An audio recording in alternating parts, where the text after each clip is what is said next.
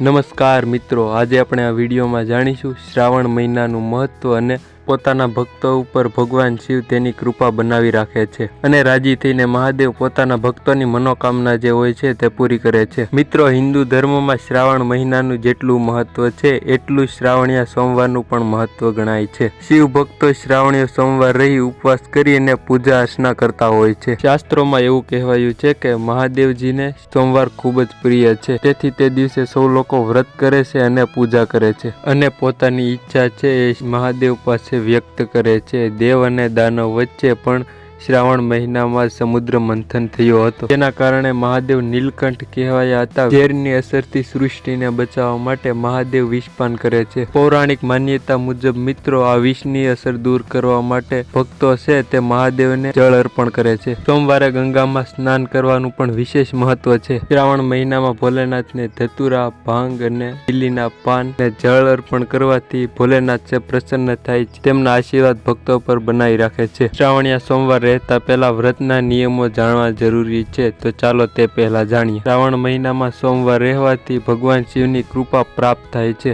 અને આ દિવસે ભોલેનાથને જળ અર્પણ કરવું ખૂબ જ શુભ માનવામાં આવે છે। એવું માનવામાં આવે છે કે દેવી પાર્વતીએ શ્રાવણ મહિનામાં કઠોર તપસ્યા કરીને ભગવાન શિવને પોતાના પતિના સ્વરૂપમાં પ્રાપ્ત કર્યા હતા। આ એક કારણથી પણ શ્રાવણ માસનું ખૂબ મહત્વ માનવામાં આવે છે। શાસ્ત્રો અનુસાર આ વ્રત પરિણીત અને અપરિણીત છોકરીઓ પણ રાખી શકે છે, જેમાં પરિણીત છોકરીઓને પતિનું આયુષ્ય વધે છે અને અપરિણીત છોકરીઓને તેની પસંદગીનો વર પ્રાપ્ત થાય છે। તેમજ આ વ્રત ગ્રહ દોષોને દૂર કરવામાં મહત્વનો ભાગ ભજવે છે। તો મિત્રો, હવે જાણીશું શ્રાવણીયા સોમવારની પૂજા અને વિધિ વિશે। શ્રાવણ માસમાં સોમવારના ઉપવાસની વિશેષ માન્યતા છે। આ દિવસે પાણીમાં દૂધ અને કાળા તલ નાખી શિવલિંગનો અભિષેક કરવો જોઈએ। આ દિવસે 21 બીલીપત્ર ઉપર ચંદનથી ઓમ નમઃ શિવાય લખી તમામ ભક્તોની મનોકામના છે પૂરી થાય છે। શ્રાવણ મહિનામાં આપણે નિયમિતપણે નંદીને લીલો ચારો ખવડાવવો જોઈએ। આમ કરવાથી મિત્રો, આપણા જીવનમાં કષ્ટ અને દુઃખ હોય તે દૂર થાય છે અને તેનાથી આપણા જીવનમાં સુખ સમૃદ્ધિનો આગમન થશે। આ મહિનામાં મિત્રો, તમે કોઈ ગરીબ કે જરૂરિયાતમંદ લોકોને ભોજન કરાવો તો તમારા ઘરમાં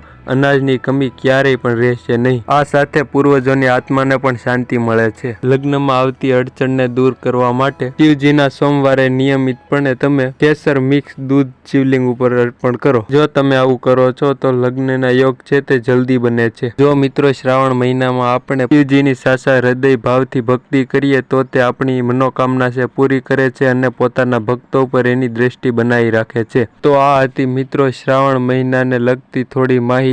તો મિત્રો, હું આશા કરું છું જેણે પણ આ વિડીયો છેલ્લે સુધી જોયો તેની મનોકામના શિવજી પૂરી કરે અને કોમેન્ટમાં હર હર મહાદેવ જરૂરથી લખી દેજો। શ્રાવણીયા સોમવારનું મહત્વ, તો આ વિડીયો તમને કેવો લાગ્યો તે કોમેન્ટ કરીને જરૂર જણાવી દેજો અને અમારી ચેનલ પર નવા અને પહેલી વાર હો તો ચેનલને સબસ્ક્રાઈબ કરી દેજો અને બેલ આઇકન, અમારો કોઈ પણ આવો નવો કે ટોપિક ઇન્ટરેસ્ટિંગ વિડીયો આવે તો તમને સૌથી પહેલાં મળતો રહે ને મળીશું મિત્રો કોઈ નવા ઇન્ટરેસ્ટિંગ ટોપિક કે વિડીયો સાથે। ત્યાં સુધીને બધાય બાય બાય ને થેન્ક્સ ફોર વોચિંગ।